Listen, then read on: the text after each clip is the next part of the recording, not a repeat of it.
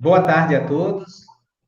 Nós vamos começar mais uma vez com o ciclo de lives, né, do Pós-Educ, e agora com a live intitulada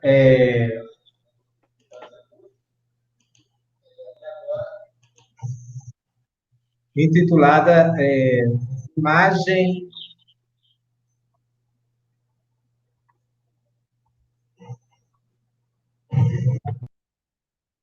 A imagem Hamlet.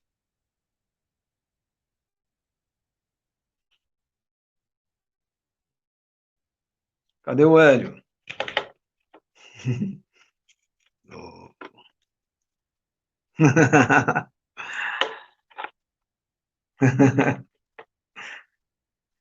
Cadê o Hélio, mas?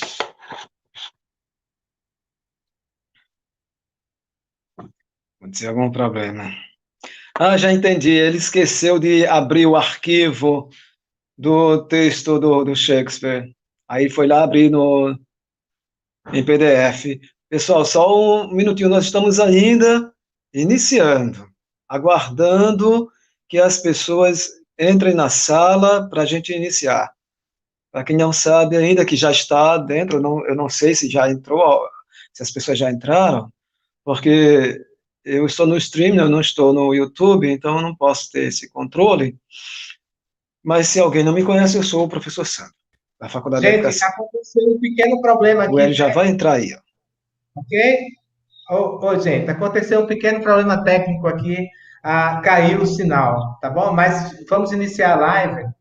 Mais uma live do Pós-Educ, o programa de pós-graduação em educação da UERN, da Universidade do Estado do Rio Grande do Norte, e o título da live,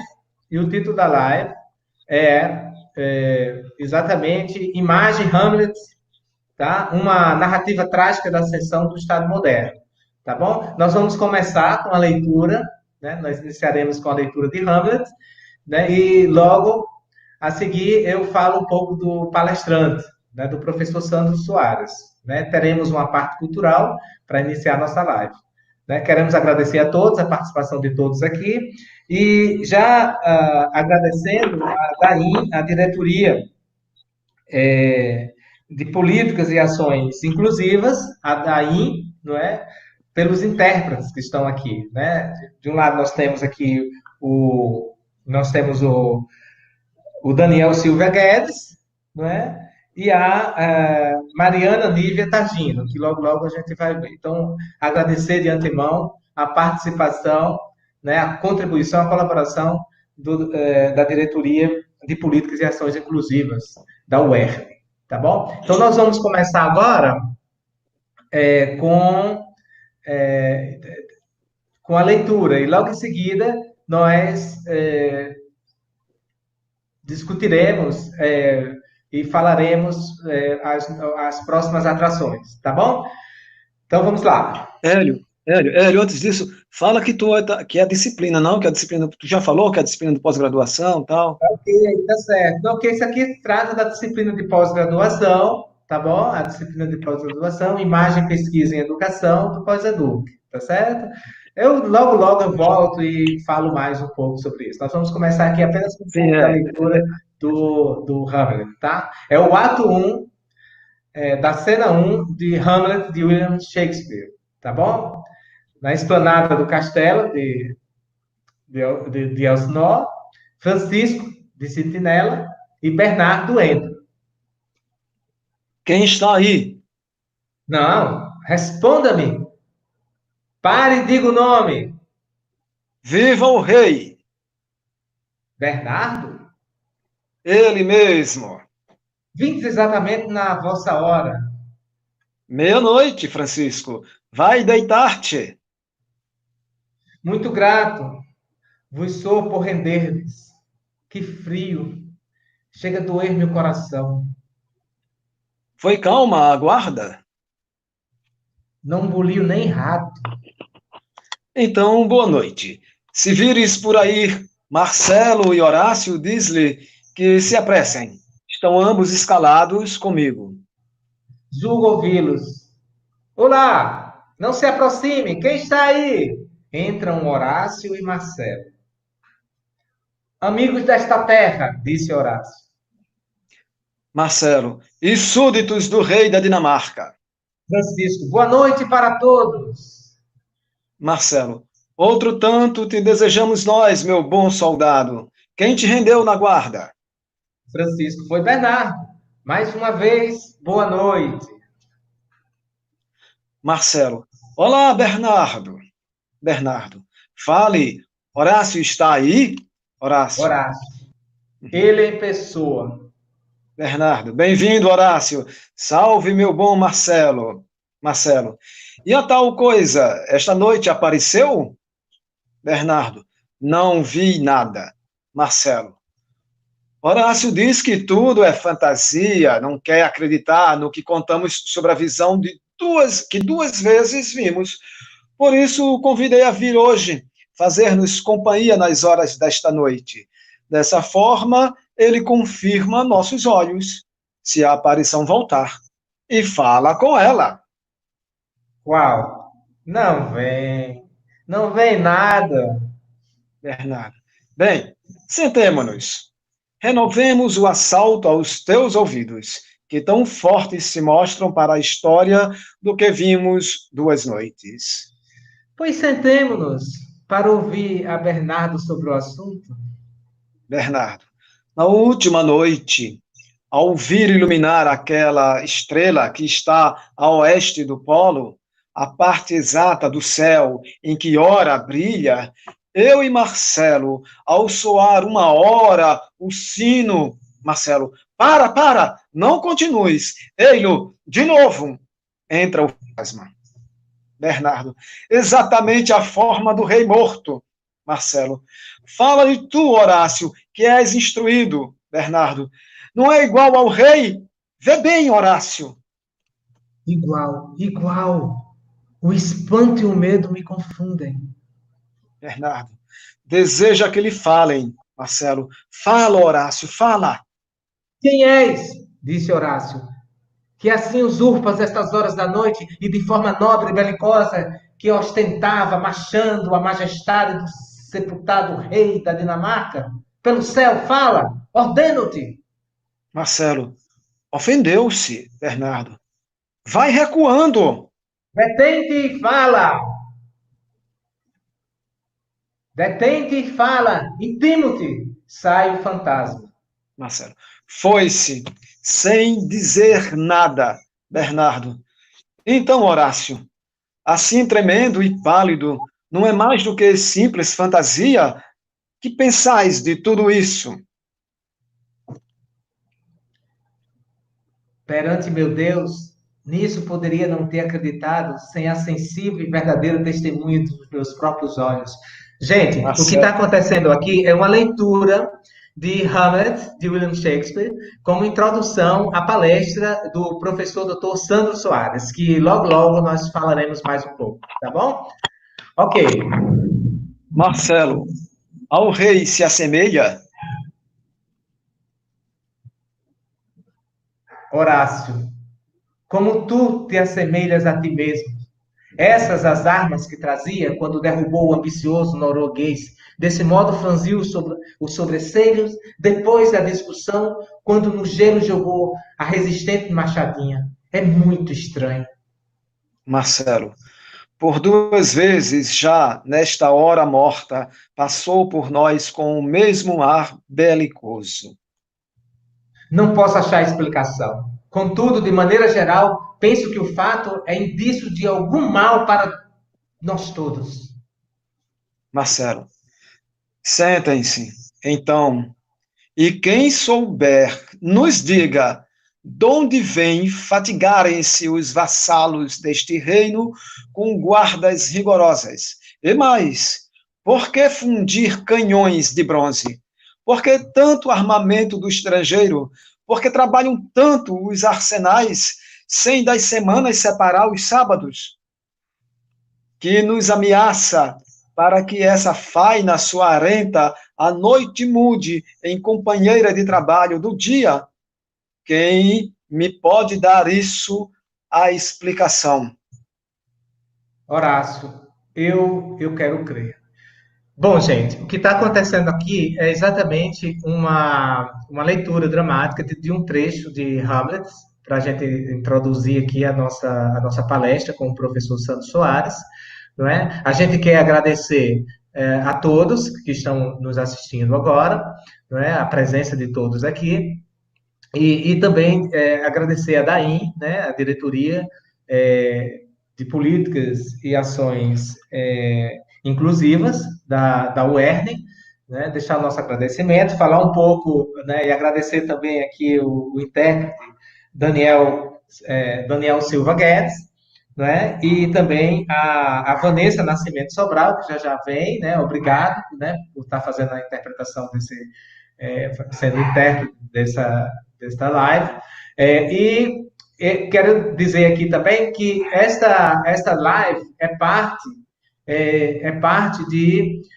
da disciplina, como atividade da disciplina, imagem e pesquisa em educação, tá? Oferecido pelo programa de pós-graduação em educação da UERN, né? Agradecer também aqui a Faculdade de Educação e a todos os professores, né? E alguns que estão aqui também nos assistindo, tá bom? Então, assim, agora nesse momento, ainda continuando a parte da parte cultural, eu queria O final trazer do primeiro aqui, ato. Primeira cena do primeiro ato. tá bom? Eu queria trazer aqui o terceiro ato que é Cadê os. o grupo Eu tenho que. Não, Escarcel, mas o eu tenho terceiro que ler ato. isso aqui. Está muito tarde já? O Já tempo? está tarde. Ah, Já então está vamos tarde. correr.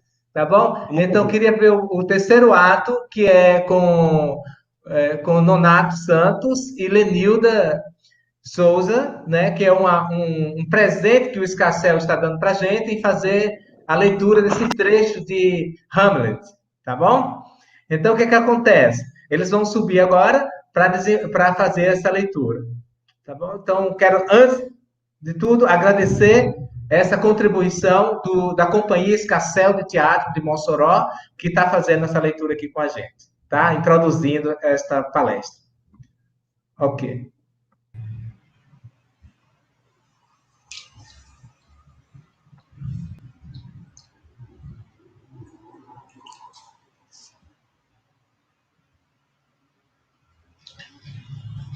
Mãe, mãe,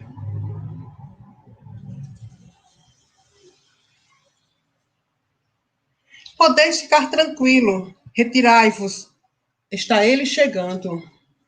Hamlet. Então, mãe, o que há de novo? Grande ofensa a teu pai fizeste, Hamlet. Grande ofensa a meu pai fizestes, mãe. Devagar. Respondeis com língua ociosa. Vamos, que me falais com língua ociosa. Isso, Hamlet. O que há de novo agora? Esqueceste quem sou? Não, pela cruz, não me esqueci. Sei bem que sois a rainha, casada com o irmão de vosso esposo, e provera ao contrário, minha mãe. Vou chamar quem convosco falar possa. Vamos, sentai-vos. Não saireis enquanto não vos apresentar um espelho que o recôndito da alma vos reflita. Que pretendes fazer? Não vais matar-me. Socorro! Socorro! Que é isso? Um rato dando uma estocada no reposteiro. Aposto que o matei. Polônio, que está atrás de uma cortina. Estou morto. Santo Deus, que fizeste? Ignoro. Não era o rei? Que ação precipitada e sanguinária. Ação precipitada e sanguinária. Tão ruim, boa mãe, quanto matar um rei e desposar o irmão do morto. Matar um rei? Um rei, foi o que eu disse? Adeus, bobo. Adeus, bobo apressado e intrometido. Julguei que era o teu chefe. É o teu destino.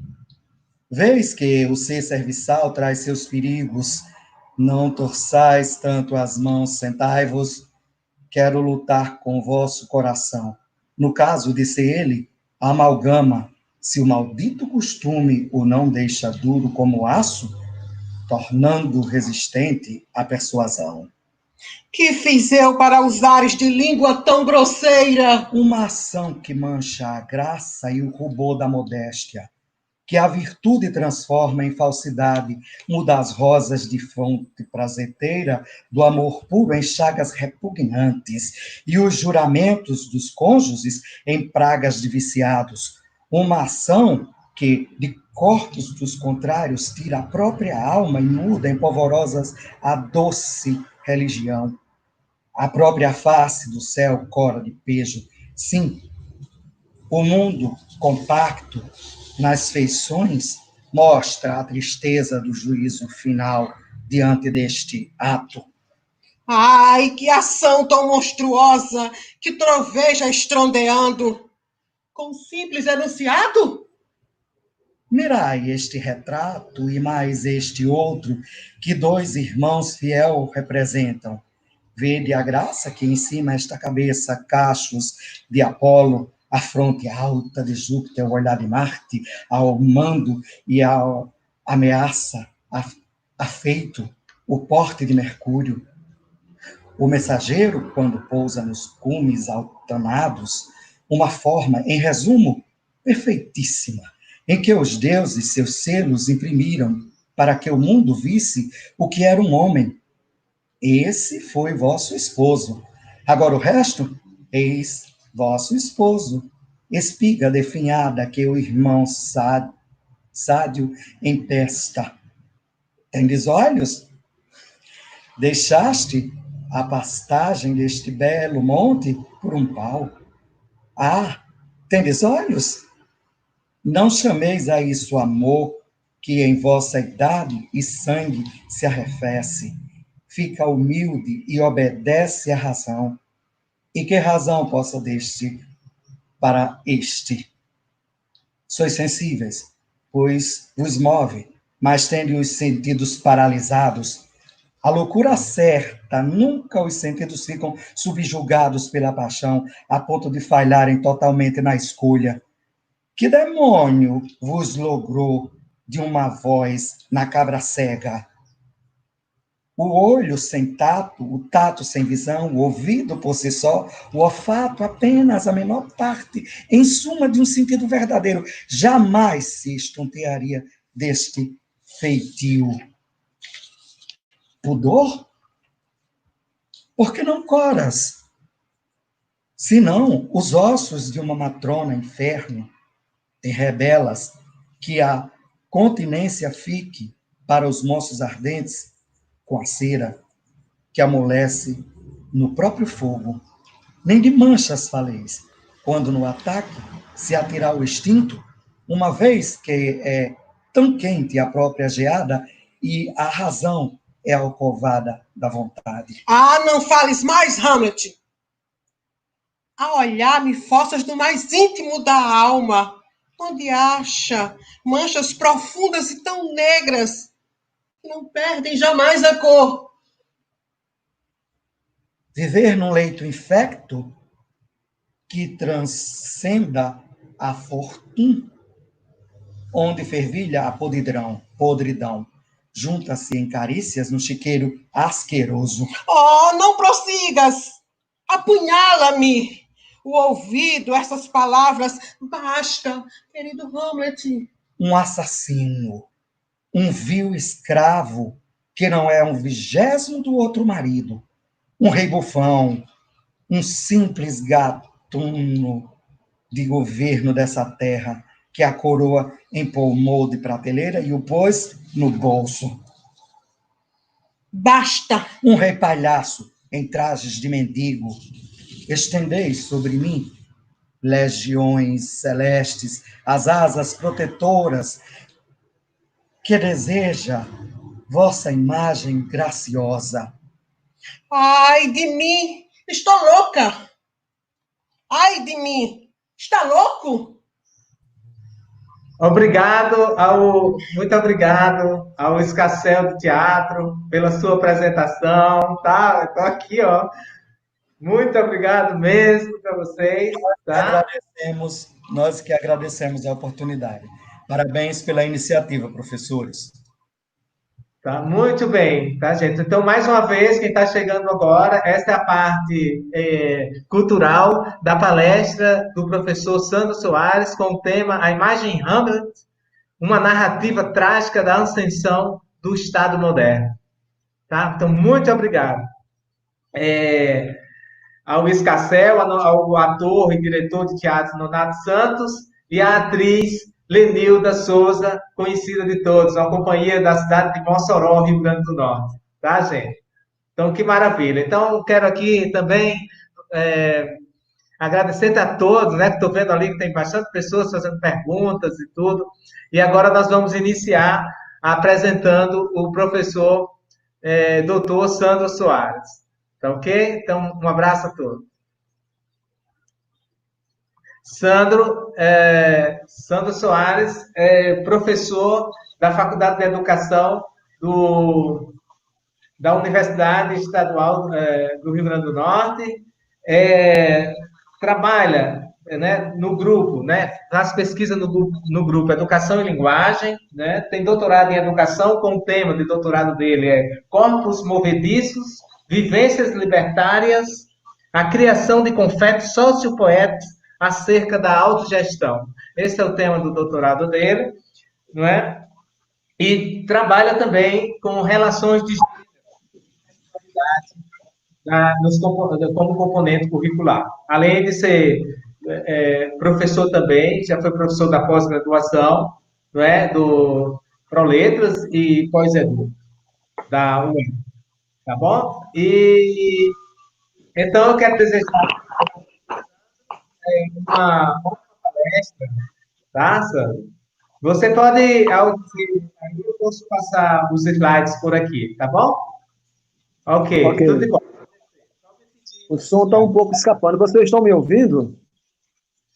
Estamos. Você tem que chegar um pouquinho mais próximo do seu celular, porque às vezes você, quando sai um pouquinho assim, aí foge um pouco a voz, tá bom?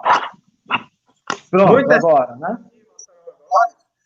Ainda há pouco, mas esperamos que a gente continue aqui, tá bom? Tá bom assim, então. Então, Sandro, boa palestra para você, tá bom? Vou descer. Ok. Bom, é uma experiência nova para mim, estar trabalhando com lives, né, através de lives, mas essa também é uma experiência relativamente nova para todos nós, nesse contexto de grande pandemia. Né? Quer dizer, uma pandemia que abarca o mundo inteiro e que chega para todos nós. E que faz nosso cotidiano sofrer uma alteração de uma ordem tal que me parece que essas mudanças, essas alterações também vão ser incorporadas ao nosso cotidiano, mesmo que depois a pandemia se vá. Porque em algum momento a pandemia vai, né? Mas coisas que modificaram-se, me parece, ainda vão permanecer. Não só por um tempo, mas vão permanecer, vão restar como hábitos em nossas vidas. O professor Hélio, a quem eu agradeço, colega meu da faculdade, me convidou como um desafio a participar, a colaborar nesse momento da aula dele, da disciplina de imagem, imagem e pesquisa na educação, para que eu falasse algo a respeito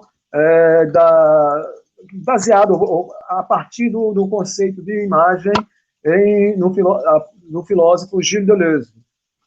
Mas eu pensei assim, que talvez fosse o caso, e eu conversei com ele, ele topou na hora, de eu trazer, de fato, logo uma dessas imagens. Né? E aí eu pensei, olha, por que não a imagem Hamlet? E assim a gente conversou e chegamos a esse bom termo de que a imagem Hamlet dá conta desse conceito. Então, a partir daí, eu organizei minha fala e nós dois, nós dois pensamos na estratégia para esse momento. E eu quero agradecer a presença honrada do Nonato e da Lenilda, dois excelentes atores potiguares que estão presentes nesse momento com a leitura dramática desse trecho que vocês acabaram de ver e ouvir, que é o diálogo entre Hamlet e sua mãe, Gertrude. Iniciemos, então, a nossa fala. Já está correndo aí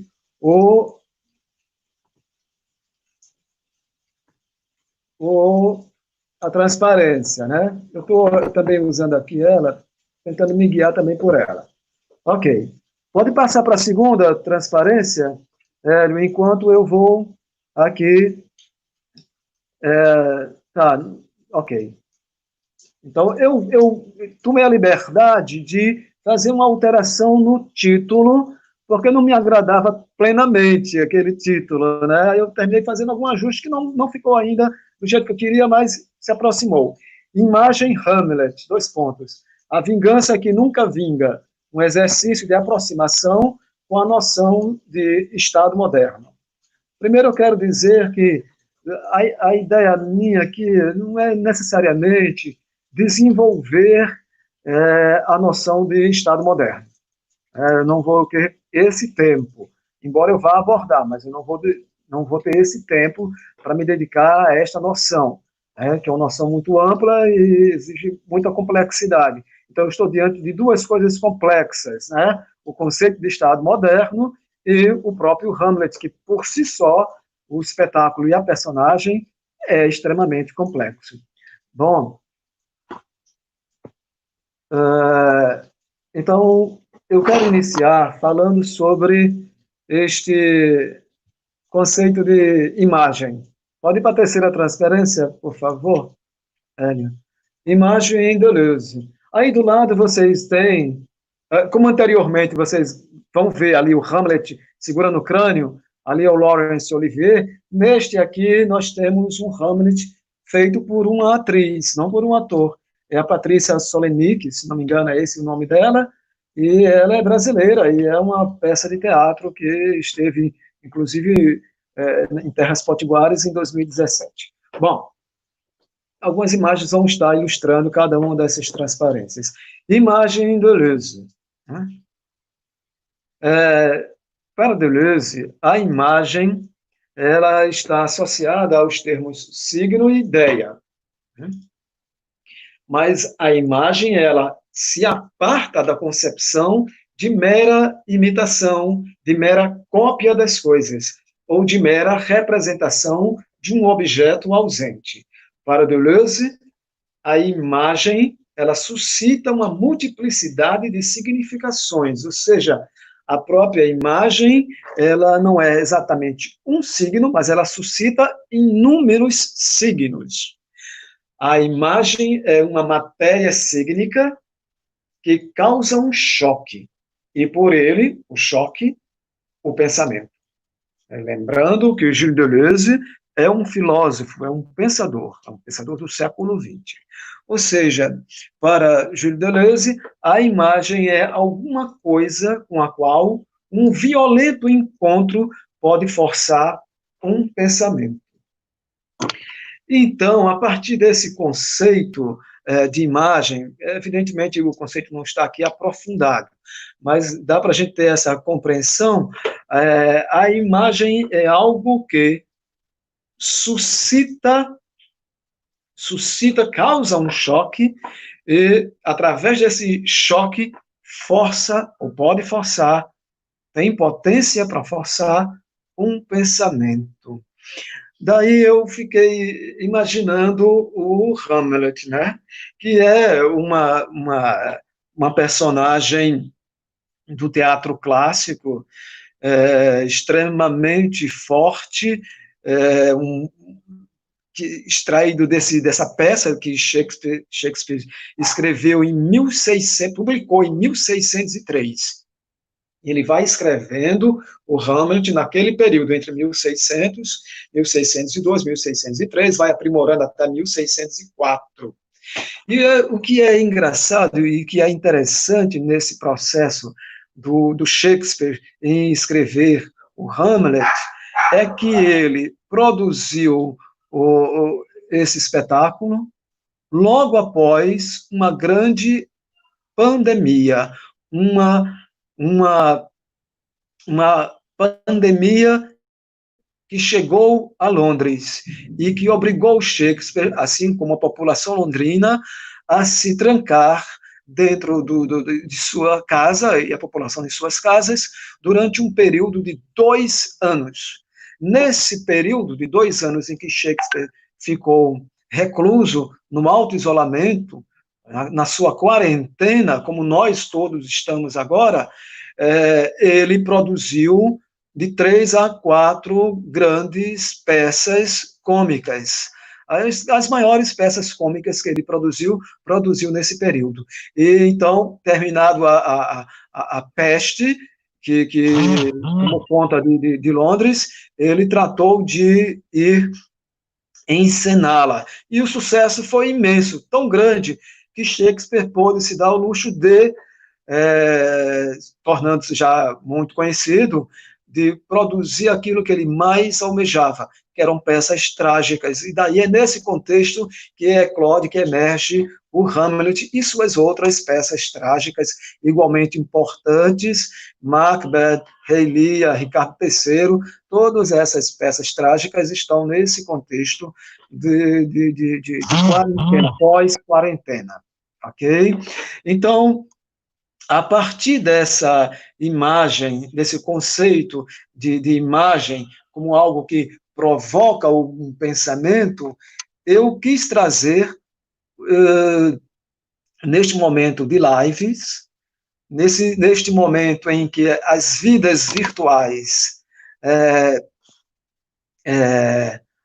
são compartilhadas através de meios digitais, e das interações sociais mediadas pelas formas binárias da informática, neste momento histórico em que as interações físicas estão fortemente reduzidas e até proibidas, instante eterno de confinamento, do auto-isolamento, da quarentena voluntária de cada um de nós, do lockdown das cidades, do distanciamento social entre os sujeitos, eu quis trazer, nesse instante, neste momento, as imagens deste príncipe noturno. Um príncipe solitário e louco. Um príncipe no limiar entre a razão e a desrazão. Um homem preso entre o passado e o futuro. Um homem no limiar entre 2 mundos. Um homem na penumbra da madrugada, quando já não é mais noite, passado, mas ainda não é pleno dia, futuro. Esse homem nesse limbo que é o Hamlet, e é este homem nesse limbo, nesse não lugar, ou nesse entre lugares, que eu trago hoje para a gente fazer esse exercício, esse estudo, que é um exercício de pensar essa imagem Hamlet. Ok? Esse homem que vê o anúncio do novo dia no cantar do galo, mas ele mesmo não verá o resplandecer no firmamento desse novo dia. Hélio, pode passar. Eu dividi em 4 tópicos. O primeiro eu já falei, então são mais 3 tópicos para a gente abarcar, fazer esse exercício de conhecer um pouco essa peça, esse espetáculo. Agora, eu quero de antemão dizer a vocês que o meu propósito jamais, não quero ter essa pretensão de dar conta do Hamlet, dado a alta complexidade, tanto do espetáculo, quanto do próprio personagem, que por si só ganha vida e pula para fora da peça de Shakespeare. Não quero dar conta disso, não é nem de longe eu tenho essa pretensão. O meu propósito é, como eu venho dizendo, fazer um exercício de construção dessa imagem, uma imagem Hamlet. Uma entre milhões de imagens Hamlet que toda e qualquer pessoa pode produzir. Né? Ok? Eu estou trazendo uma possibilidade. Eu não trago essa verdade alguma. Okay? Trago apenas construções cígnicas em torno dessa personagem sombria que é o Hamlet, que é o homem que anuncia o novo em meio a um mundo em dissolução, mas que ele mesmo não chega a ver esse novo. Ele não toma parte, ele não participa desse novo. Então, o Hélio me pediu para eu fazer um mapa. Ok, desculpe. Deixa eu mudar aqui para mim, né? Então, como estou dizendo, uma aproximação. O item 3, por favor, Hélio, é um mapa dramático. O Hélio me pediu, a título de facilitar a compreensão de quem, porventura, não tenha lido a peça ou assistido ao filme e que não conheça, então, o enredo, um mapa dramático do Hamlet. Primeiro, eu quero dizer que, embora muitas pessoas não leiam, ou não tenham lido, desculpe, no mundo, essa peça de teatro, quase todos nós conhecemos frases que saíram desse texto. Né? Nós somos capazes, inclusive, de complementar essas frases. Né? A mais famosa, a gente diz frases, mas são versos, porque é uma peça de teatro, mas é um poema, um longo poema de mais de 4.000 versos. Então, vocês conhecem esses versos. Ser ou não ser, eis a questão. Então, esses versos pertencem a essa peça. Assim como outros versos muito conhecidos, do tipo, há algo de podre no reino da Dinamarca. Horácio, há mais coisas entre o céu e o inferno do que julga a tua vã filosofia. Ou, luz, luz, luz, quero luz. Ou simplesmente palavras, palavras, palavras. E talvez a mais forte de todas, que é frivolidade, teu nome é mulher. Então, são inúmeras frases ou versos que saem, que pulam para fora dessa peça. Então, de maneira que todos nós temos algum tipo de vinculação com o Hamlet, por mais que não saibamos. As personagens que eu vou apresentar rapidamente. Nós temos o Hamlet, que é o príncipe da Dinamarca, que acabou de perder o seu pai. Nós temos o fantasma do rei, a Gertrude, que é sua mãe, o Cláudio, que é o novo rei, que é irmão do rei, né? E a Gertrude, ao ficar viúva, casa-se com o cunhado. Nós temos Polônio, que é o conselheiro do outro rei e torna-se conselheiro do Cláudio, a Ofélia, que é a filha do Polônio, o Laertes, que também é filho do Polônio, o Horácio, que é o amigo fiel do Hamlet, e nós temos o Fortinbras, que é o rei, o sobrinho do rei e rei da Noruega, que é o inimigo distante que é o inimigo que ameaça o castelo de Elsinor, que é o cenário onde transcorre toda a nossa história, que é o castelo na Dinamarca.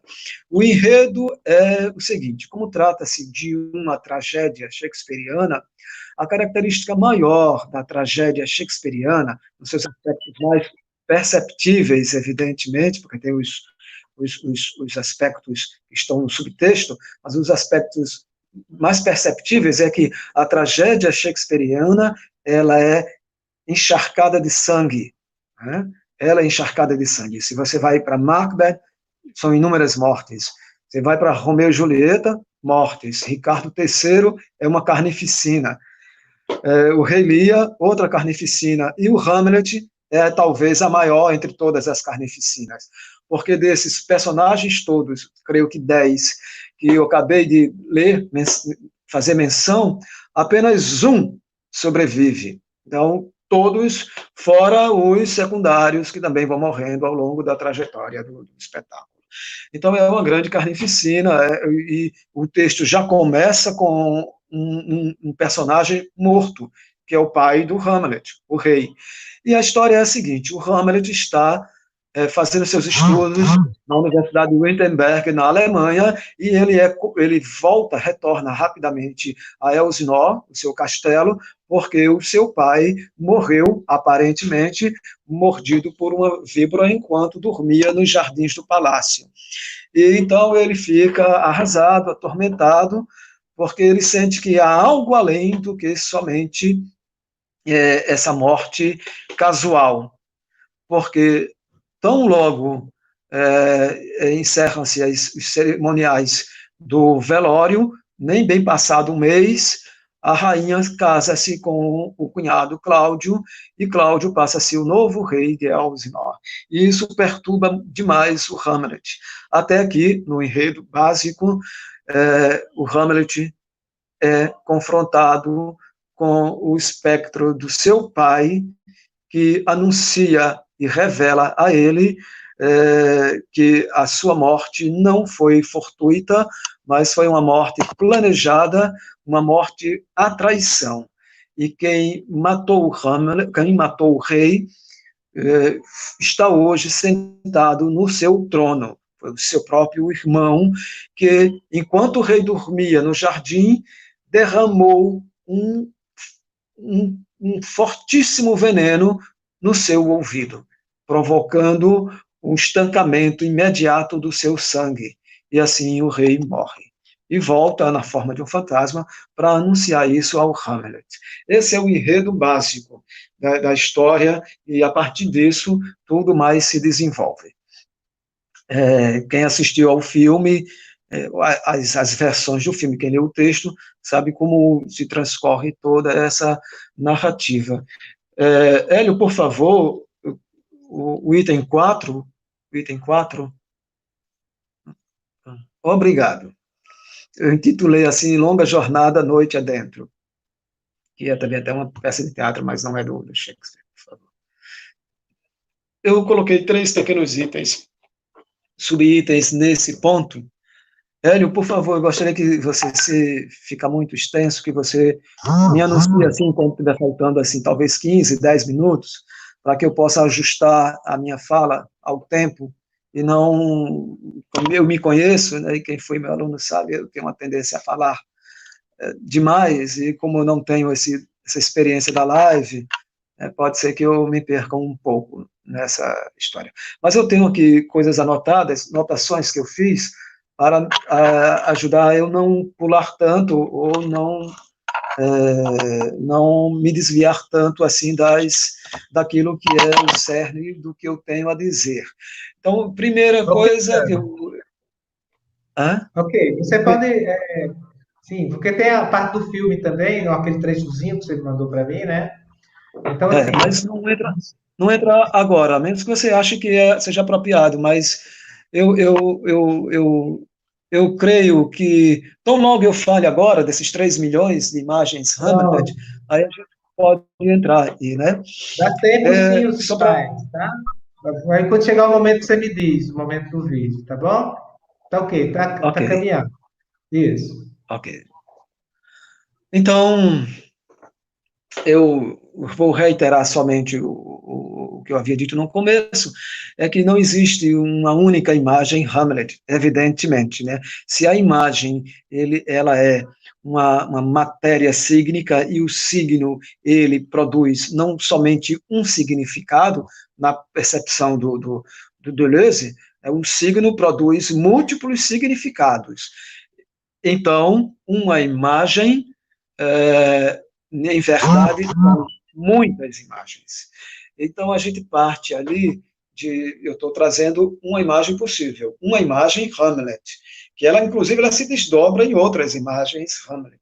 Mas quantas imagens Hamlet a gente pode produzir? Quantas se possa produzir? Quantas se possa produzir, se deseje e se possa, se consiga eventualmente produzir. Eu estou aqui fazendo um exercício para ver se de fato produzir uma imagem Hamlet. Humildemente, gente, sigamos. Então, qual é o contexto de onde eu tiro essa noção da imagem Hamlet? É exatamente essa transição que nós estamos no 16, 17, né, nos séculos 16, 17,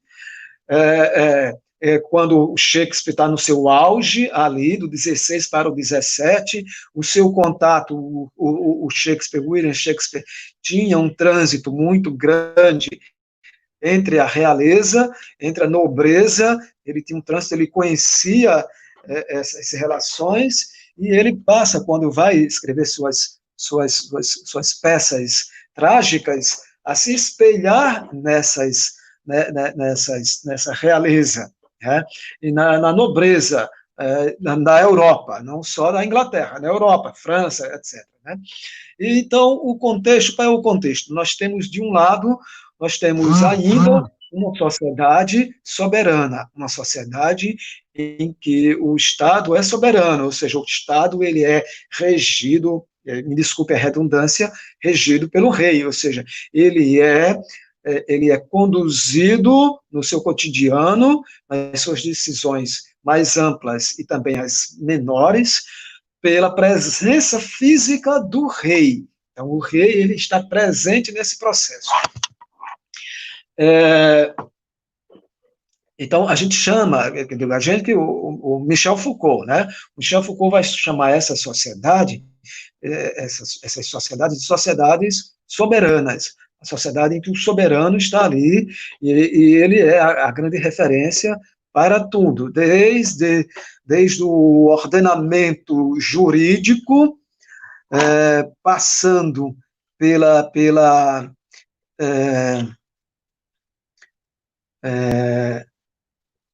ordenamento social, pela produção econômica, até mesmo as referências, por exemplo, de medida das coisas, as medidas matemáticas das coisas, distância, volume, essas coisas todas, né, somente distância, tudo é medido o quê? A braças ou pés, e tudo é baseado no corpo do rei vivo.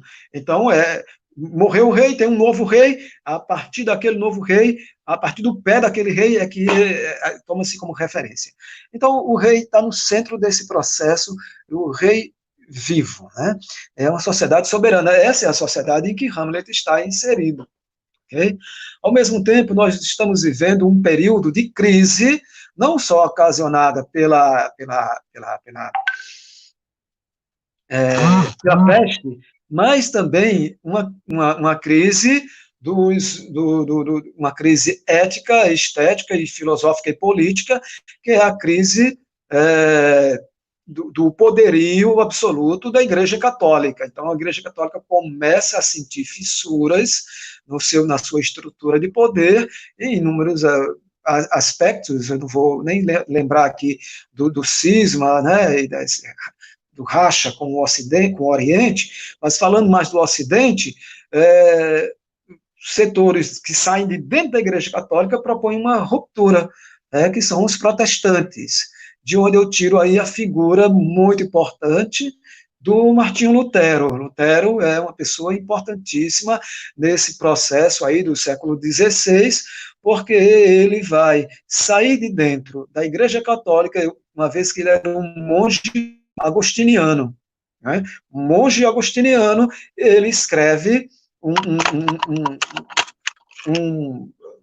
manuscrito, um manifesto, que ficou conhecido como as 95 teses, e ele fixa essas 95 teses, que propõem uma revisão profunda dos dogmas da Igreja Católica e do poderio da Igreja Católica, e ele afixa essas 95 teses no portal de uma dessas catedrais importantes, e evidentemente que ele é perseguido por todos, e ele é excomungado da Igreja Católica, perseguido em vários lugares do mundo, e até que ele vai para, sendo alemão, ele é convidado a lecionar na Universidade de Wittenberg, na Alemanha, na Saxônia.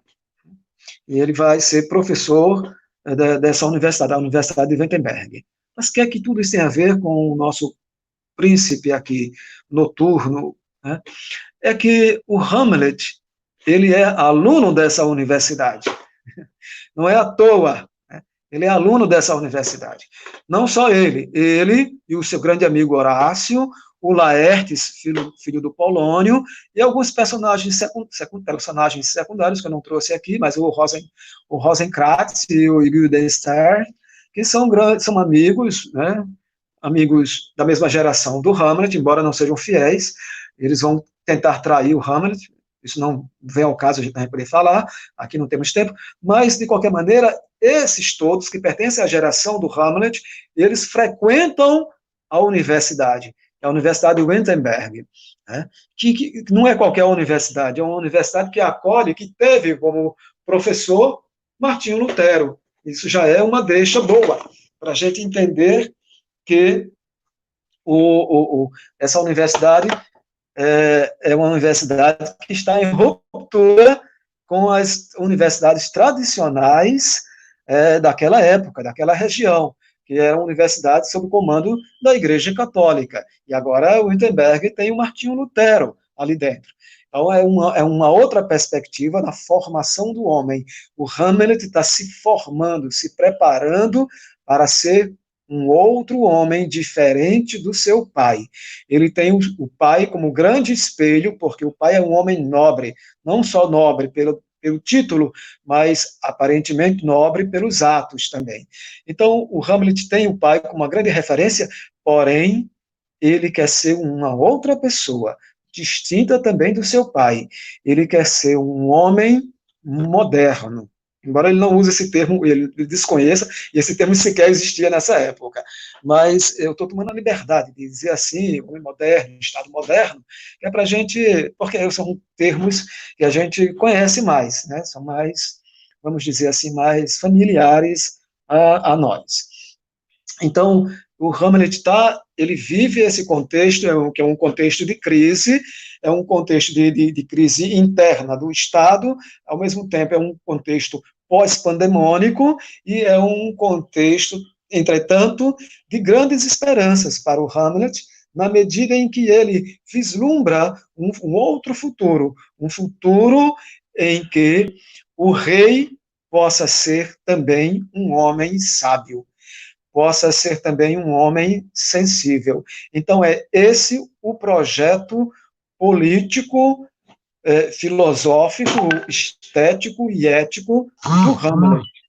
Esse é o projeto com que ele se encontra na vida.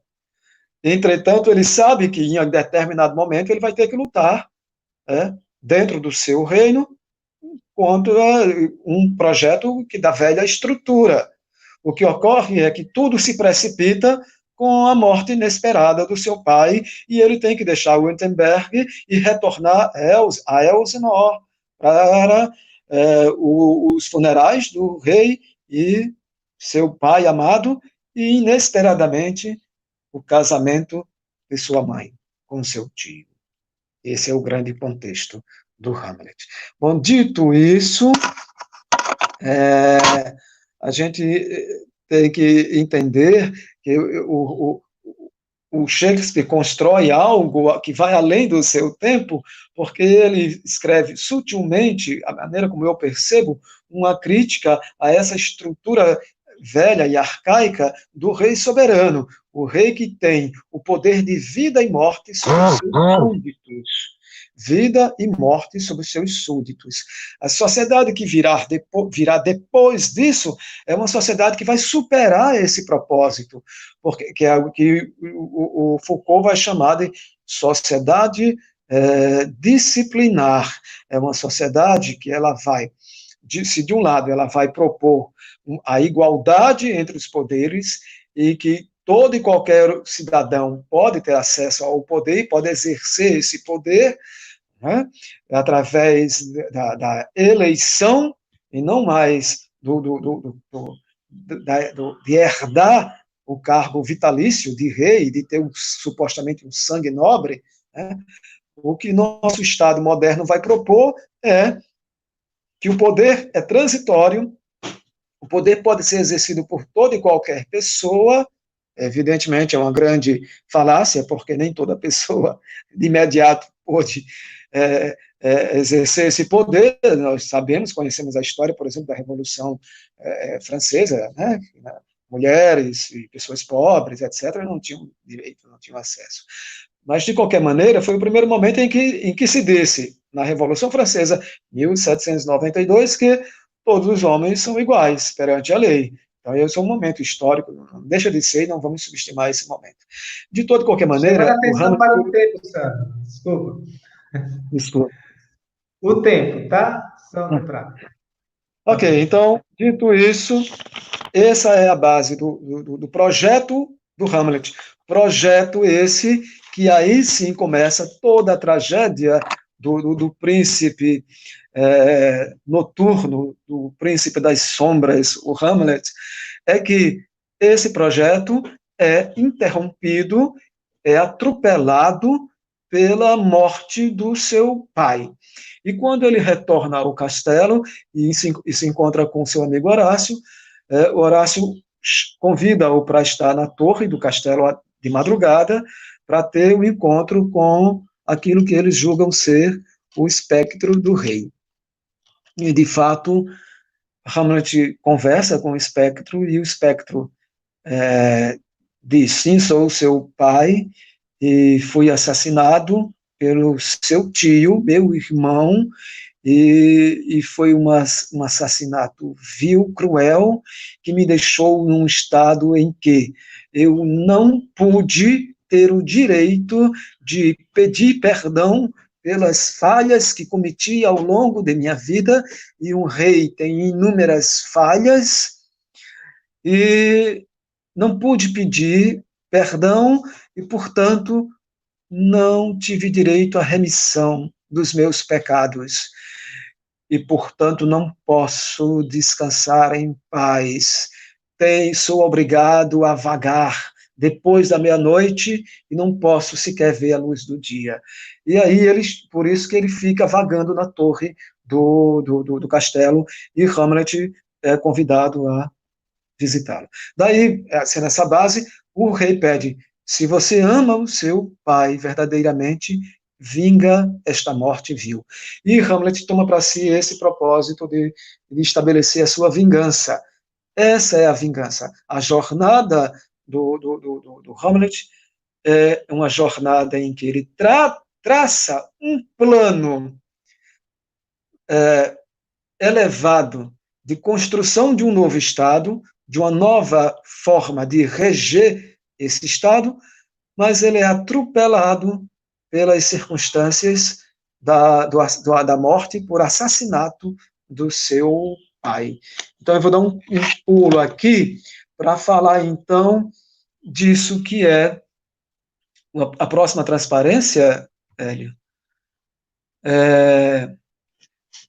Ele vai ter que tomar para si uma vingança, construir para si uma vingança. Então, em vez dele construir um projeto de elevação e de crescimento, de trazer ao mundo o novo, ele vai ter que se ocupar por uma questão de ordem moral e ética imediata, da vingança, de construir um plano de vingança que mate o homem vil que assassinou seu pai.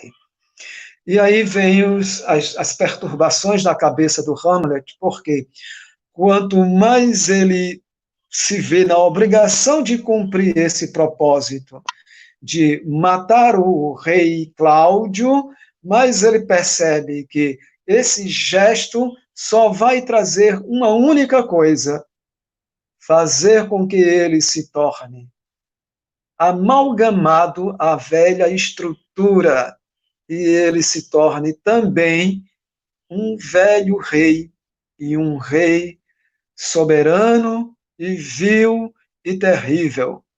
Né? Por quê? Porque não rompe o ciclo da violência do reinado. E, portanto, não vai trazer esse novo homem.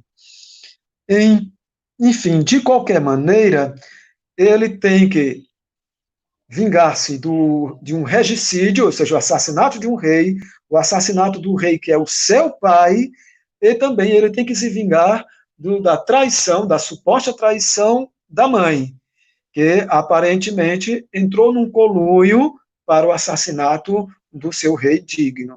Então, ele tem que construir essa vingança. Só que ele fica na dúvida, é verdade? Será que aquilo que eu vivi como experiência lá no alto da torre, eu ver o espectro do meu pai, aparentemente, esse espectro é real? Será que eu não estou delirando? Será que eu não estou louco? Não estou enlouquecendo? Ou que um demônio produziu essa imagem e fez a minha percepção se turvar e meus sentidos ficarem embotados e eu perceber algo que de fato nunca existiu? Eu preciso de provas. Então ele vai tentar construir provas para provar, para de fato ter certeza de que o Cláudio matou e saber se sua mãe é partícipe nesse assassinato, né? Esse regicídio. E então ele duas decisões ele toma. Primeiro, se é verdade que meu pai foi assassinado dessa forma cruel, covarde, na base da traição, eu corro um perigo imediato. Então, para que eu possa investigar e me tornar esse detetive, né? Ele vai investigar, ele vai se tornar um detetive, né? Eu vou ter que fingir. Eu vou ter que mentir para os outros, eu vou ter que fingir que sou louco, e vou ter que agir de maneira louca, agir loucamente, falar loucamente, agir loucamente, para que vejam em mim a imagem de uma pessoa frágil, incapaz de arquitetar um processo de vingança. E assim ele começa a agir como se fora louco. Okay? Ao mesmo tempo, nesse momento, chega uma trupe, estou perto de terminar, já viu que foi Hélio, chega uma trupe de teatro no castelo e ele recebe com muito entusiasmo essa trupe de teatro e tem uma conversa reservada com a trupe, longe dos olhos do conselheiro, do rei, da rainha, de qualquer inimigo, e pede à trupe que encene uma peça chamada A Ratoeira, que é uma peça que ele adapta de um texto que a trupe já conhece, já sabe de cor e salteado, que ele vai inserir algumas falas, que ele vai ajustar, de maneira que ele faz com que, na hora da encenação, em que todo o reino está lá no teatro, assistindo ao espetáculo dessa trupe, todo o reino, o rei, a rainha, o conselheiro, a Ofélia, Laertes, Horácio, todo o séquito, eles vão assistir à encenação da morte do rei Hamlet. Dormindo num jardim, no colo da sua rainha sai e retorna o irmão do rei que derrama o veneno mortal no ouvido do rei incauto, que leva à sua morte. Então, quando essa peça é encenada, ali diante do rei Cláudio, o rei Cláudio tem uma síncope, ele entra numa crise gigante, e ele se levanta tremendo e ele grita a famosa frase, luz, luz, luz, porque ele não suporta a realidade daquela peça. Então, assim, o Hamlet, através do teatro, ele alcança a verdade. E aí ele vai matar o Cláudio, que agora está rezando na capela do castelo. Mas ele não mata o Cláudio, por quê? Porque ele percebe que o Cláudio está pedindo perdão dos seus pecados. E matar o Cláudio naquele momento significa para o Hamlet levar o Cláudio imediatamente para os braços de Deus, né? Para o céu, para a salvação. E ele disse, não é isso que eu quero. Ele adia o seu plano. E vai ter aquele encontro com a, com a Gertrude. Hélio, você acha que ainda cabe, que eu até me esqueci aqui, entrar aí a fala do Hamlet? Pois é, Sandro, nós já estamos com a hora bastante avançada, tá? Para a gente fazer uma discussão também aqui, né? Porque é interessante Então, também me que dê, as pessoas dê façam só 3 minutos perguntas e para eu comentem o que encerrar. está falando, tá? Você me dá 3 minutos, então, para eu encerrar? Isso, pode ser. Se você quiser, a gente Então, pode, ao final, a gente pode passar, que são 4 minutos só do é, vídeo, né? é. Tá bom? Ok, Ok. então, encerrando a minha fala, porque aí o final é trágico, é uma tragédia, e o Hamlet ele não consegue colocar a sua vingança, seu plano de vingança em funcionamento, ele é novamente atropelado pelas circunstâncias, pela força das circunstâncias, novamente, ele se deixa atropelar novamente, e a vingança, ela não vinga, ou seja, ela não acontece, a não ser involuntariamente, quando o próprio Cláudio trama com Laertes um momento da morte do Hamlet. Ele convida o Hamlet, que sabe que o Hamlet é um excelente espadachim, para um duelo lúdico com o Laertes, que também é um espadachim e que odeia o Hamlet, porque o Hamlet matou seu pai, Polônio. Bom, enfim. E Cláudio combina com Laerte de envenenar a ponta da espada dele, para que no duelo lúdico, em que eles vão brigar, entre aspas, ali, diante da rainha, do rei, diante do séquito, o propósito é ver quem primeiro dá 3 toques no outro, com a espada. Claro, sem ferir ninguém. Mas o Laertes já tem esse propósito bem definido de matar o Hamlet por envenenamento. E o rei também cuida de colocar um anel de ouro banhado de veneno no cálice de vinho que ele vai oferecer ao Hamlet no final, no meio do duelo. Certo? Durante o duelo, a rainha se empolga e pega o cálice de vinho e bebe, e aí ela morre. E aí o Hamlet vê aquilo e ela diz, foi o rei. E aí tudo se precipita, que o Hamlet ele perde a cabeça e avança sobre Laerte, que Laerte consegue atingir o rei, o Hamlet toma a espada, espeta o Laertes, percebendo que irá morrer, confessa tudo ao Hamlet, diz, foi o rei Cláudio que preparou essa armadilha. Eu estou morto, Hamlet, mas você também. Perdoa-me, Hamlet, e eu te perdoarei. E aí o Hamlet avança sobre o Cláudio, mata o Cláudio e morre depois. E assim a cena... Qual é, então, essa imagem Hamlet que eu trago?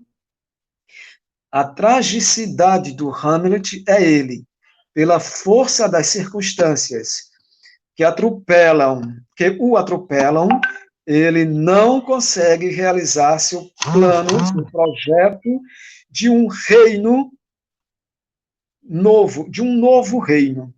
O herói, o Hamlet, é um herói sem heroísmo, um rei sem reino, um príncipe sem principado. Obrigado. Ok, gente. Então agora, assim, chegou o momento, né, da gente fazer a discussão.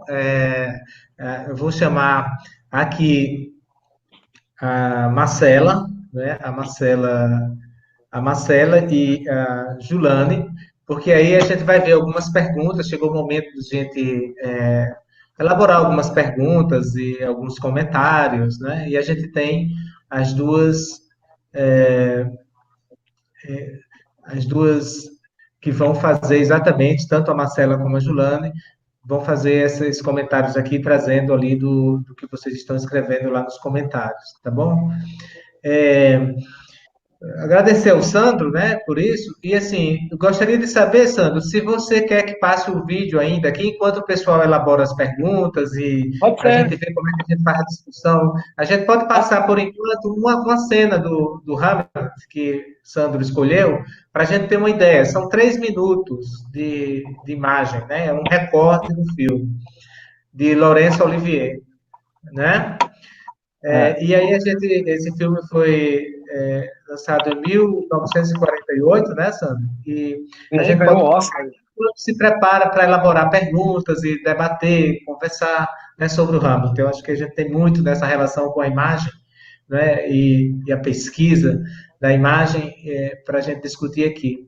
Né, só lembrando que essa é uma iniciativa da disciplina Imagem e Pesquisa na Educação, né, oferecida pelo Programa de Pós-Graduação em Educação, da UERN, tá? E é já a terceira live, né, de um ciclo de lives que o programa de pós-graduação está promovendo, tá bom? Que tem lá no canal do Pós-Educ, quem quiser pode ir lá e se inscrever no canal do Pós-Educ, que estará sabendo de outras lives que virão, né?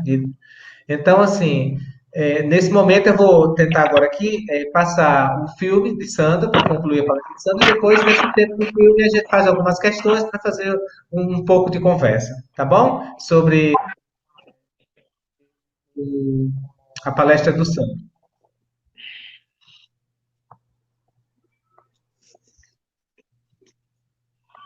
Vou aqui, primeiramente,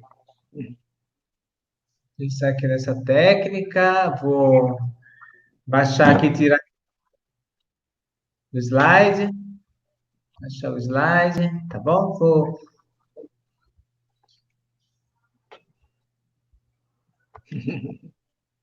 Se a gente já pode, deixa eu ver aqui se a gente já pode.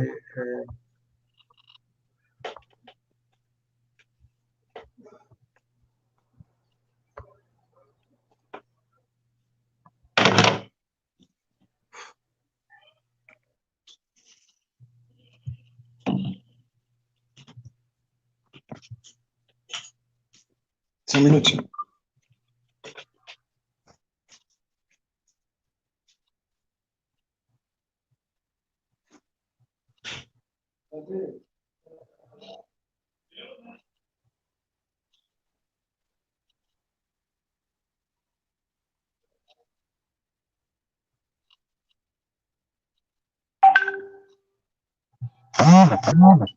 Deixa eu ver aqui, gente, porque está dando um pequeno problema na técnica aqui, mas já vai sair, tá? Deixa eu só ver aqui, porque não está passando, mas já vai.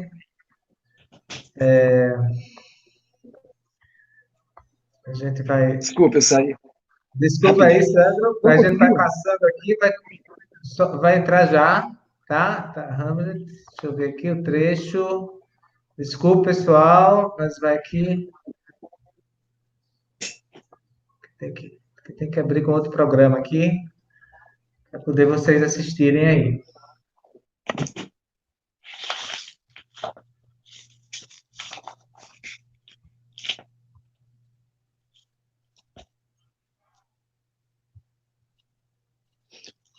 Ok, Pois é. Conseguiu? consegui, tá aí, tá? Ah, vocês vão ver a imagem da Ofélia ali, ó. A Ofélia caída ali, coitada. A gente nem pôde falar da Ofélia. Que pena. Personagem tão lindo. Talvez o mais belo personagem do Shakespeare. Não só do Hamlet, mas de toda a história do Shakespeare.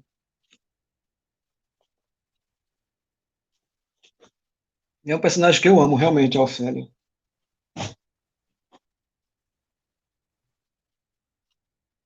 E que morre também, né? Evidente.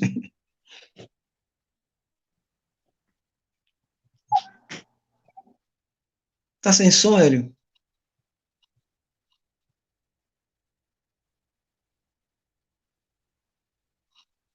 Tá sem som? Ah, não, ele vai falar.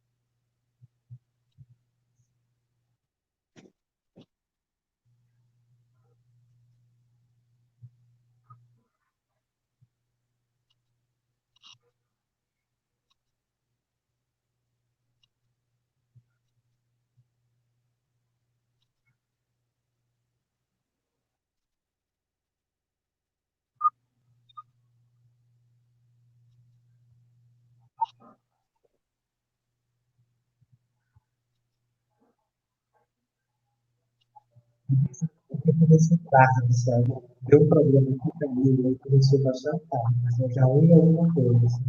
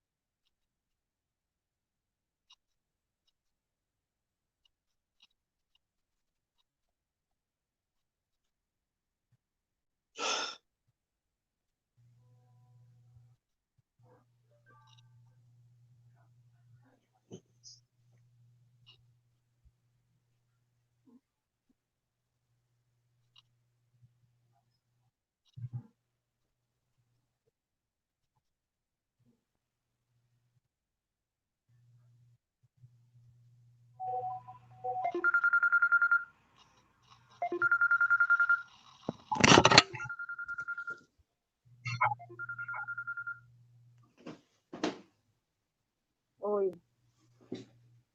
estou aqui na mesma tentativa, Sandra.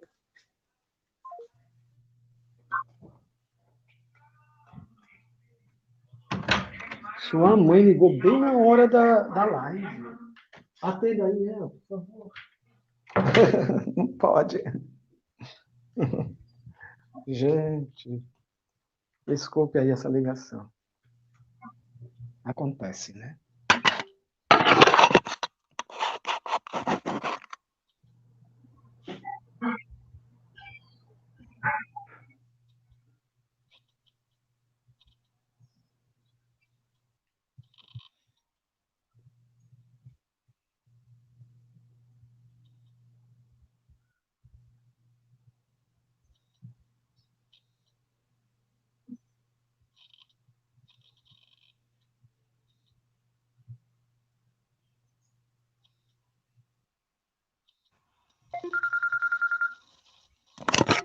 Ok, gente. Daí passou essa cena e agora a gente tem o momento das perguntas e conversar com o Sandro. Eu vou subir aqui a Marcela eu vou subir a Marcela e a Julana, tá? São as alunas da disciplina Imagem e Pesquisa na Educação que podem surgir. Elas estão vendo, elas vão fazer essas perguntas, tá bom?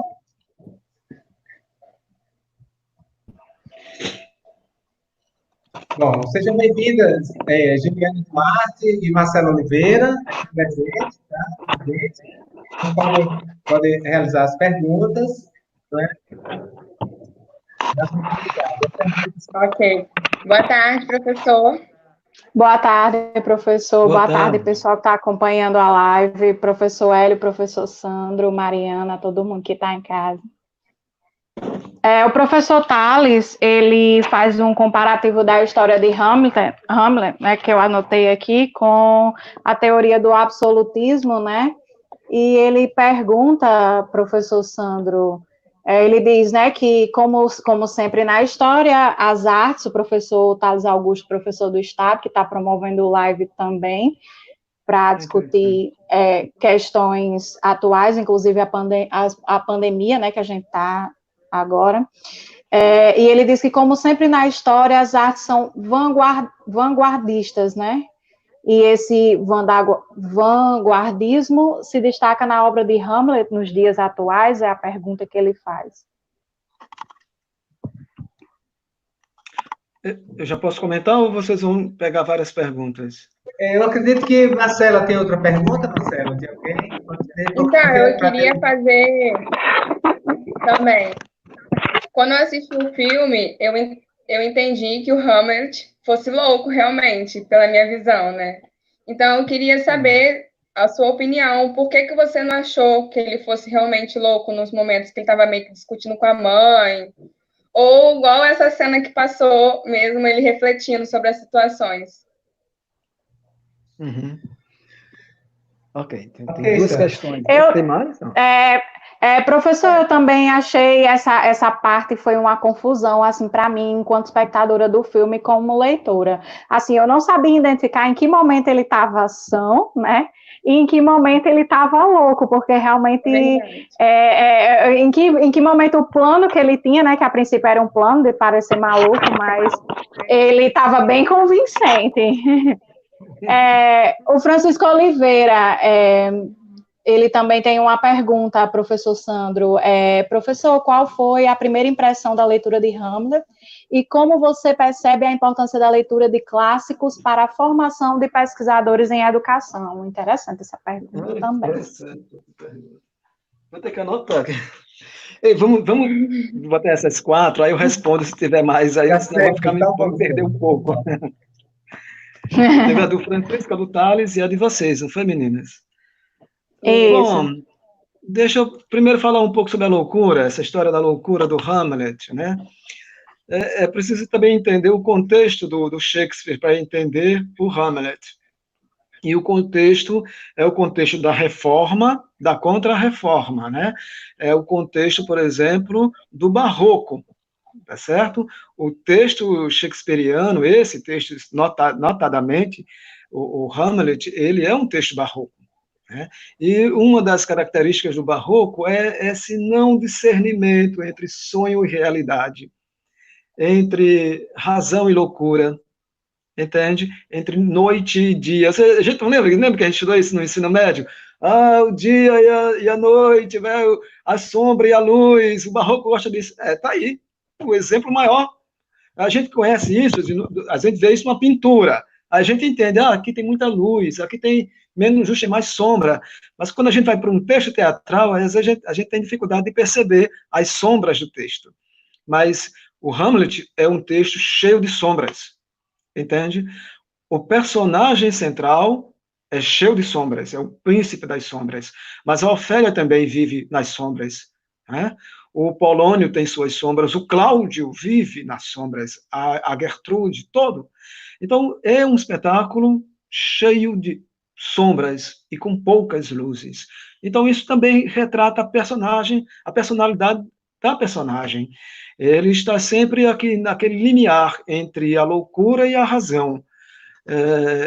O diretor do filme, nessa cena que nós acabamos de assistir, o Laurence Olivier, que é o ator também, ele é o diretor do filme, é o ator e é o cara que fez a adaptação do roteiro, ele é um ator londrino, shakespeariano, muito respeitado, e esse filme dele, então ele quis dar esse aspecto meio que de sonho, né? Tem brumas lá no castelo, então ele sai das brumas, não, ele sobe as escadas e ele fica no platô, faz o seu solilóquio, o famoso solilóquio do ser ou não ser, e depois ele desce as escadas, que a gente não vê mais as escadas, a gente vê as brumas, ele está entrando nas brumas ali. Então, essa coisa de reforçar esse aspecto dúbio, que é a estética barroca por si só. Bom, eu Tá gostaria certo? E é de. bonito a gente perceber isso, entende? Agora, se ele estava louco, ele arquitetou um bom plano? Não. Ele estava louco? Não. Mas ele teve momentos de loucura? Sim. Então a loucura se dá pelo ato, né? Nunca é pelo. A gente pensa que ele é louco. O louco, ele comete o ato desregrado, né? E sem razão. E aquele diálogo com a mãe é altamente dúbio. E no filme parece até uma relação incestuosa, porque ele empurra ela para a cama e deita sobre ela. Né? Então também tem isso aí. Com relação ao que o professor Tales falou, a respeito me perdi um pouco na pergunta do Tales. do Estado. Ele faz o comparativo, o professor Sandro. Ele compara a história com a teoria absolutista. Ah, sim, sim, não, é que eu tinha falado a teoria do absolutismo. do contexto do rei absoluto, né, evidentemente, né, aquele contexto. E, de fato, a obra de arte de Shakespeare, ela fez muito, vamos dizer assim, sucesso, um sucesso tremendo. Mas ele fez esse sucesso, talvez, porque o Shakespeare, ele, mais do que só desenhar um personagem explícito, ele fez sucesso porque ele deixa camadas que não estão tão explícitas assim, e essas camadas se encontram com o nosso inconsciente, o inconsciente de cada um. Então, por isso, penso eu, né? Por isso que penso eu, o Hamlet é tão forte, é um texto que tem mais de 400 anos. Todo mundo sabe o final. Ele vai morrer. Mas as pessoas gostam do texto, gostam do filme, gostam de assistir, gostam de ler, gostam de assistir, gostam de conversar a respeito de. Então, é um personagem que habita a humanidade há mais de 400 anos. Né? Por quê? Porque alguma pegada tem. Né? E aí a vanguarda também, né? Pois é, Sandro. Aí o professor Francisco Oliveira falou sobre a importância dos textos clássicos para a pesquisa na educação, né? Geralmente, geralmente a academia ela se centra em função do rigor científico, se centra a validação dos seus textos na própria academia. Ou seja, o texto acadêmico, o texto científico é o texto por excelência para a universidade. Isso aí eu não coloco isso em questionamento. Eu considero, eu reitero, inclusive, isso. Né? É importante que nós que produzimos ciência possamos produzir essa ciência com rigor científico e possamos produzir textos acadêmicos que espelhem esse rigor científico. Entretanto, todos nós sabemos que a ciência ela também coabita com a arte e a filosofia. Então, essa tríade ciência, arte e filosofia é uma tríade importante para a gente produzir também o novo na ciência. Compreende? Então, o novo na ciência da educação. Né? Como se pode produzir? Eu creio que se a gente possa mesclar ciência, arte e filosofia, a gente possa produzir coisas novas, de fato, no campo da educação. Sandro, eu queria dizer a vocês, porque nós já estamos com a hora bastante avançada, tá? Eu acredito que tem essa pergunta que o Francisco fez, que você está tentando responder aí, que é o Francisco Oliveira, né? Que ele pergunta essa questão da importância do clássico, né?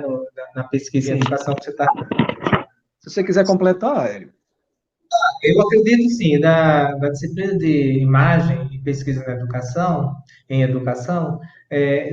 cai bem, né, uma discussão sobre um texto dramático, né? Nós costumamos ler romances ou contos, né? Exatamente pensando na época, né? Fazendo uma leitura de um tempo, né? Dos conflitos de um tempo, assim como observando ali quais são as imagens que surgem dali. Se você pegar a montagem de Laurence Olivier no cinema e pegar outro que Mel Gibson, né? De 1990, tem uma diferença, né, ali de como as pessoas constroem essas imagens do Hamlet, né? Essa ideia de buscar na tradição, vamos dizer assim, o novo da tradição, né? Quer dizer, é uma discussão até que o Jacques Rancière até usa essa terminologia, o novo na tradição, né? Quer dizer, não a tradição do novo, mas o novo da tradição. O que você vai buscar, o que traz e que relação você faz com esse contexto, né? Com o contexto da gente, quer dizer, com o contexto pandêmico, né? Quer dizer, da pandemia, essa história política que estamos vivendo no Brasil, né? Então, há sempre alguns traços e alguns desvios e linhas de fugas aí que levam a gente a repensar esse momento da gente. Além de que tem uma discussão interessante, né, do teatro, né, das imagens do teatro, a importância do teatro, né, como uma arte política, né, aquela que inculca, aquela que vai perturbar a ordem, né, quer dizer, aquilo que já estava ali praticamente estabelecido quando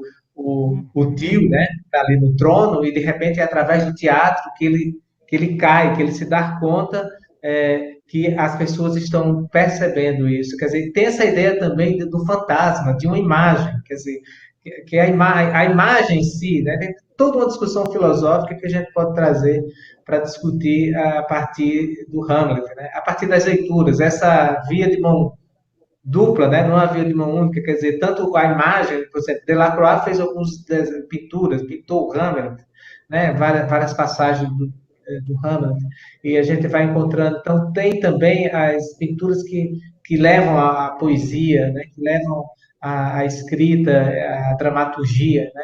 E esse pensamento também do espectador, né? Dessa imagem que a gente cria. Não só uma imagem de reprodução da coisa, por exemplo. A gente não precisa reproduzir aquilo que a gente entende, o que é importante ou o que não é para uma academia, né? Mas quer dizer, todas as pesquisas elas têm ali algo de produção, né, de conhecimento. Então essa produção de conhecimento, a gente, vamos dizer assim, a gente se desdobra, né?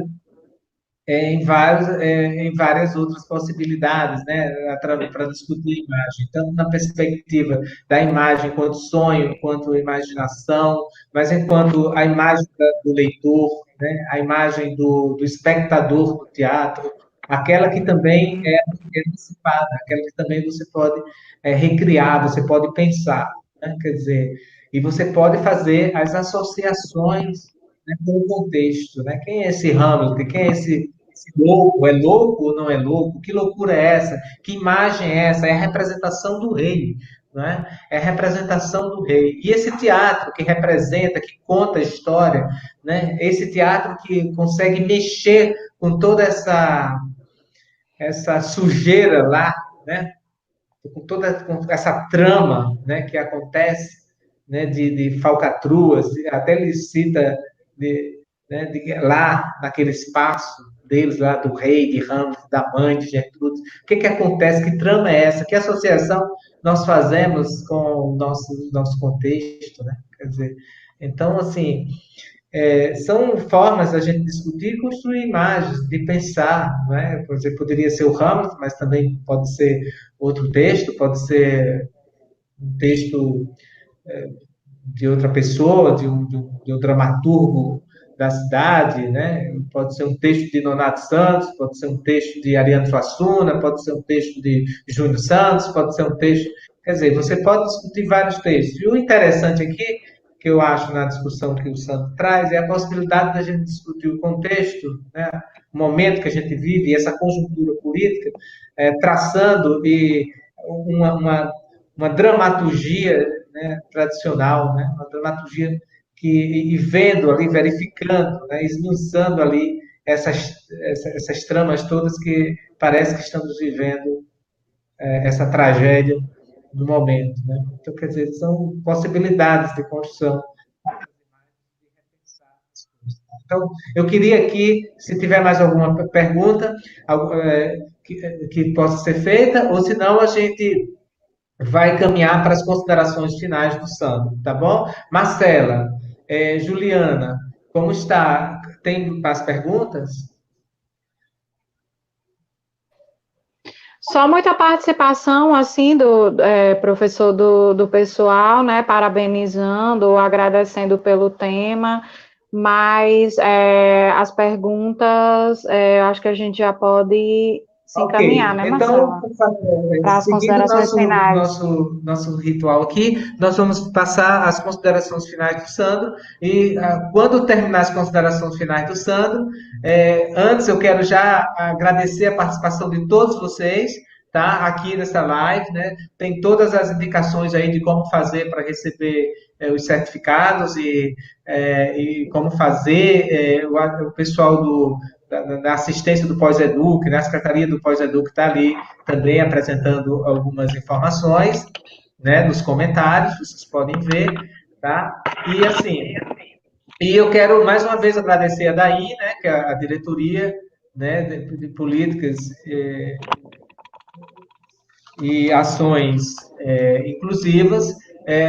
Agradecer a Mariana Nívia, agradecer a Marcela, agradecer a Juliana, né? Agradecer já aqui o Sandro, porque logo que o Sandro terminar, vem só um final que um pequeno trecho, né, a Companhia Escassel de Teatro de Mossoró vai oferecer para a gente aqui para terminar a live, tá? Então, eu quero agradecer também, em nome da Faculdade de Educação, em nome do Programa de Pós-Graduação em Educação da Universidade do Estado do Rio Grande do Norte, agradecer a todos aqui presentes, né? Agradecer ao professor Sandro, e quem vai dar mesmo, vai fechar a live, vai ser a Escassel aqui apresentando esse pequeno trecho da dramaturgia de Hamlet, de William Shakespeare. Tá? Sandro, suas considerações finais. Hélio, quero agradecer o convite. Espero que eu tenha, de alguma forma, conseguido realizar aquilo que me propus e aquilo que também você propôs. Quero dizer que é uma experiência, é a primeira experiência minha nesse sentido, e então isso é uma novidade para mim. Poder fazer isso dividindo um pouco do tempo com o Nonato e com a Lenilda realmente é algo, além de inesperado, é algo realmente maravilhoso, né? São dois grandes atores potiguares que estão conosco nesse momento e declamando trechos do Hamlet, né? Eu quero dizer assim, que tudo isso, essa minha fala é mais um exercício de me debruçar sobre esse personagem que ainda não foi totalmente destrinchado e nem nunca será totalmente destrinchado, né? Então é um personagem rico e que nos desafia. Eu tenho um propósito, um projeto, quando eu puder realizar isso, eu vou passar aí para o Hélio, de fazer, não é bem uma live, mas fazer tipo um canal em que eu vou fazer a leitura de todo o texto do Hamlet. Vou dividir em 20 episódios, como se fosse uma série, em que eu faço um breve comentário daquele episódio, e aí eu faço a leitura dramática dele, e dividindo em 20 episódios, porque é um texto longo, com mais de 4.000 versos, é como se fosse uma série americana, que você já sabe o final. Ok, Sandro, valeu. Então, gente, olha, Obrigado. Só aproveitando aqui também para dizer que dia 16, né, às 15 horas aqui, a gente terá uma live do diretor do grupo Estandarte de Teatro, lá de Natal, que é com Lenilton Teixeira, tá certo? Na verdade, ele vai falar um pouco do processo criativo, do processo de criação do espetáculo, A Coisa que Não Tem Nome, né? Baseado no Ensaio da Cegueira de José Saramago, tá bom? E tem mais uma informação interessante, que esta palestra, na verdade, é a continuidade da palestra de ontem, de Jefferson Fernandes, né? Porque Jefferson também foi diretor desse espetáculo, né? Desse espetáculo. Tá certo? Então vai ser um momento para a gente discutir o processo criativo. Tudo a ver com imagem, tudo a ver com construção, tá bom? Então, tudo de bom, e agora vamos ver com a Escassel. Agradecendo já de antemão aqui a Nonato Santos e a Lenilda Souza pela participação deles nessa live, tá? Tudo de bom, gente, e um grande abraço.